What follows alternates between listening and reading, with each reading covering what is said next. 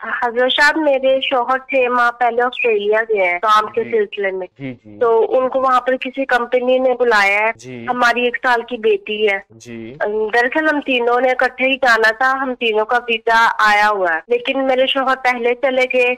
उन्होंने कहा कि 3-4 महीने वहाँ जाके फिर हमें बुला लेंगे कि कोई फ्लैट वगैरह ले लें तो फिर, लेकिन अब 7 महीने हो गए हैं तो उनका वहाँ पे कोई वो जाके उनका पता चला कि वहाँ महंगाई बहुत है, अखराजात बहुत है, तो वो अपनी फैमिली को अभी नहीं वहाँ बुला सकते। جی جی तो अभी वो कहते हैं कि उनकी अभी तनख्वाह भी वहाँ के हिसाब से कम है कि वो अपनी फैमिली को मतलब हमें बुला लें। तो वो अब ये कह रहे हैं कि वो फिर अब 4-5 साल लगा के वापस आएंगे। तो आप मुझे कोई वजीफा दे दें कि हमारे लिए कोई आसानियाँ हो जाए या हमारे लिए कोई रक्षक मिल जाए।